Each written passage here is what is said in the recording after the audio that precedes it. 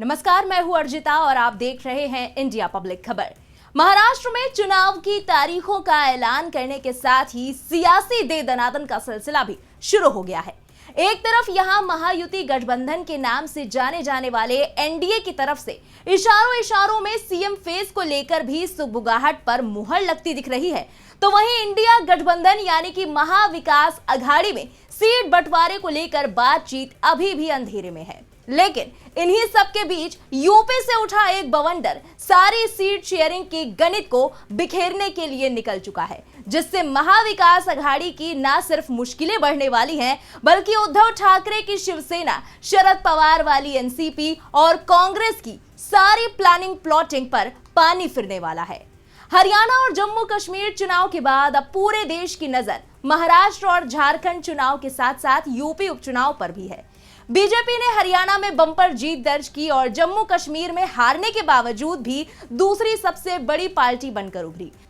वहीं कांग्रेस को हरियाणा में तो हार का मुंह देखना ही पड़ा, पर जम्मू कश्मीर में भी उसका अकेले का कोई खास जलवा देखने को नहीं मिला। हालांकि वो बात अलग है कि नेशनल कॉन्फ्रेंस के साथ साथ गठबंधन में चुनाव लड़ने का उसको फायदा हुआ और मिलकर सरकार बनाने में कामयाब रही। लेकिन इन दोनों ही जगह करारी शिकस्त मिलने के बाद लोकसभा चुनाव के बाद से ओवर कॉन्फिडेंस में चल रही कांग्रेस अब आत्ममंथन वाले जोन में ज्यादा है और हरियाणा और जम्मू कश्मीर चुनाव के बाद बाकी चुनावी राज्यों में उसके तल्ख तेवर कुछ कम जरूर हुए हैं।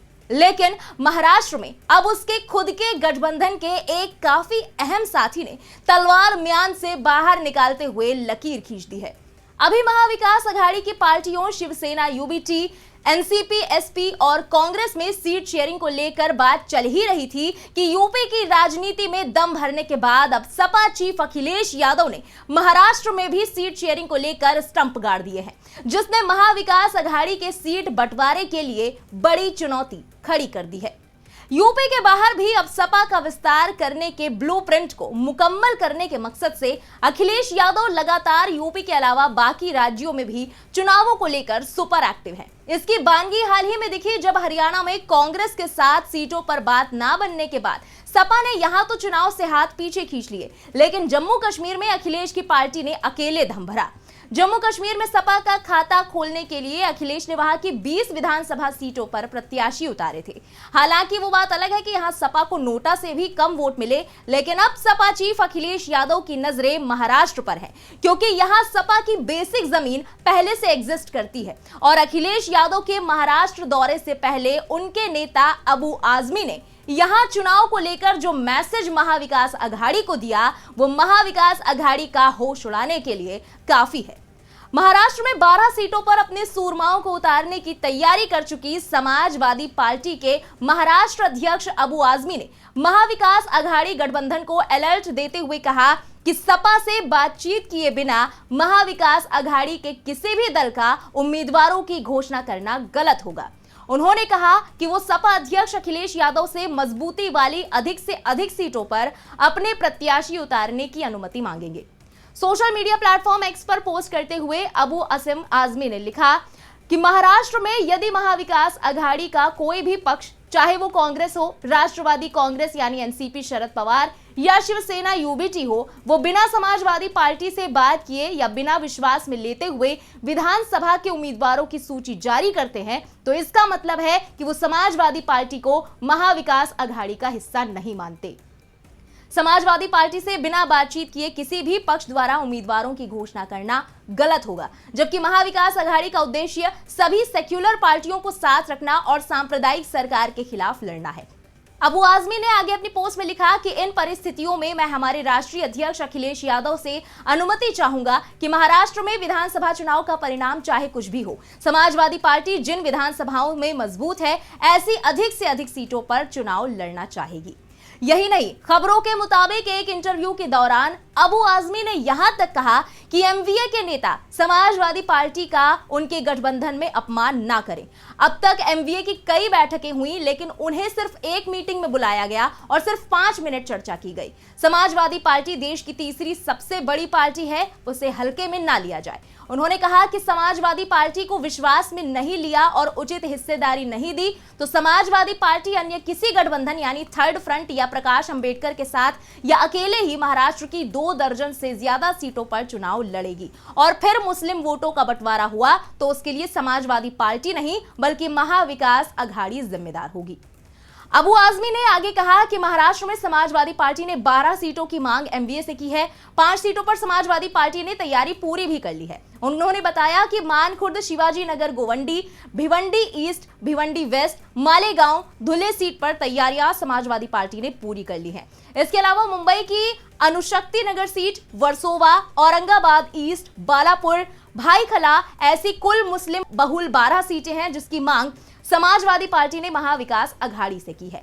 यहां गौर करने वाली बात यह है कि सपा अध्यक्ष अखिलेश यादव 18 अक्टूबर को मालेगांव और 19 अक्टूबर को धुले में जनसभा को संबोधित करके महाराष्ट्र चुनाव के अभियान की शुरुआत करने जा रहे हैं। सपा के महाराष्ट्र में इस समय 2 विधायक हैं। इनमें शिवाजी नगर से खुद अबू आजमी और भिवंडी पूर्व से रईस शेख विधायक हैं। पार्टी की कोशिश एमवीए की सीट शेयरिंग में ज्यादा सीटें हासिल करने पर है। समाजवादी पार्टी ने 30 सीटों पर खुद के वोट बैंक होने का दावा किया है। पार्टी चाहती है कि उसे एमवीए में ज्यादा से ज्यादा सीटें मिले। हालांकि पार्टी की नजर 10 से 12 सीटों पर फिलहाल है, लेकिन चर्चा है कि एमवीए की सीट शेयरिंग में उसे 3 से 4 सीटें ही मिलने के अनुमान है। वैसे तो हरियाणा चुनावों में सपा दूर रही थी, लेकिन महाराष्ट्र में अखिलेश यादव मुस्लिम और उत्तर भारतीय वोटरों को इंडिया गठबंधन यहाँ की महाविकास अघाड़ी के पक्ष में लाने के लिए आगे भी बड़े लेवल पर सभाएं कर सकते हैं या फिर इंडिया अलायंस की बड़ी रैलियों में भी मौजूद रह सकते हैं। हालांकि हाल ही में कांग्रेस और सपा यहाँ एक सीट को लेकर आमने सामने आ गए थे, जब समाजवादी पार्टी के प्रदेश अध्यक्ष अबू आसिम आजमी ने महाविकास अघाड़ी गठबंधन के तहत यहां पर भिवंडी पूर्व और भिवंडी पश्चिम विधानसभा क्षेत्रों से उम्मीदवार उतारने की घोषणा की थी। वहीं कांग्रेस ने भी भिवंडी पश्चिम से विधानसभा चुनाव लड़ने की घोषणा कर दी। इस पर शाह आलम ने कहा था कि बाहर के किसी भी व्यक्ति को लाकर उम्मीदवार नहीं बनाया जाएगा। उन्होंने ये भी कहा कि अगर भिवंडी की सीट नहीं मिलती तो गठबंधन भी नहीं होगा। सवाल यह भी है कि जब पहले से सीट शेयरिंग को लेकर उद्धव ठाकरे की शिवसेना, शरद पवार की एनसीपी और कांग्रेस में ही बात क्लियर नहीं हो पा रही, तो क्या ऐसे में अखिलेश यादव की इस मांग को तवज्जो दी जाएगी?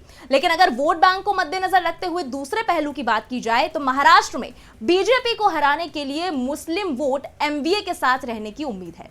लेकिन फिर भी फूट को रोकने और हरियाणा जैसा जोखिम नहीं उठाने को लेकर एमवीए में सपा को तवज्जो मिलने के भी संकेत मिल सकते हैं। सपा का महाराष्ट्र में सबसे अच्छा प्रदर्शन 2009 में रहा था, जब उसने 4 सीटें यहां जीती थी, लेकिन 2014 में यह संख्या घटकर 1 रह गई और 2019 में जाकर 2 विधायक ही जीत सके। हालांकि यूपी में मिली जीत से समाजवादी पार्टी जोश में है। सपा को लगता है कि यूपी में मुस्लिम, दलित और पूर्वांचल के वोटरों पर फोकस करके आधार बढ़ाया जा सकता है और इसीलिए समाजवादी पार्टी लंबे समय से महाराष्ट्र में भी विधानसभा चुनाव की तैयारी में जुटी है।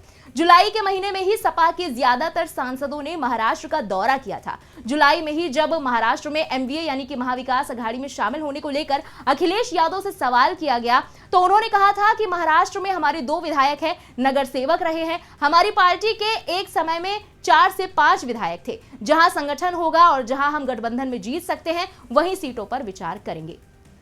वहीं इस बीच महाविकास अघाड़ी की कल हुई एक अहम बैठक में संजय राउत, वर्षा गायकवाड़, भाई जगताप, एनसीपी शरद पवार की मुंबई अध्यक्ष राखी जाधव मौजूद रहीं और इस दौरान अगर खबरों की माने तो इस बैठक में महाविकास अघाड़ी के दलों के बीच मुंबई की 36 विधानसभा सीटों को लेकर चर्चा हो चुकी है, जिनमें से तकरीबन 30 से 32 सीटों पर सहमति बन गई है, जिसको लेकर महाविकास अघाड़ी की बैठक पूरे होने के बाद कांग्रेस नेता भाई जगताप ने जानकारी दी कि एमवीए में मुंबई की 36 सीटों पर चर्चा हुई। करीब 90% सीट शेयरिंग का काम पूरा हो चुका है। जल्द ही मुंबई की सीटों को लेकर मामला सुलझ जाएगा और 18 अक्टूबर को कांग्रेस के उम्मीदवारों की पहली लिस्ट जारी हो सकती है। ऐसे में अब अबू आजमी के बयान के बाद देखना दिलचस्प होगा कि महाराष्ट्र में कांग्रेस अपने खाते से सीटें देती है या फिर एमवीए में अलग से सीटों पर बात होती है या फिर सपा एकला चलो के फॉर्मूले पर चलकर महाविकास अघाड़ी के लिए टेंशन बढ़ाती है। फिलहाल इस स्पेशल रिपोर्ट में बस इतना ही। इस पूरी खबर पर आपका क्या कहना है कमेंट में लिखकर जरूर बताएं। महाराष्ट्र विधानसभा चुनाव से जुड़ी तमाम लेटेस्ट अपडेट्स के लिए बने रहें इंडिया पब्लिक खबर के साथ। हमारे YouTube चैनल को सब्सक्राइब करें, बेल आइकन दबाना बिल्कुल ना भूलें।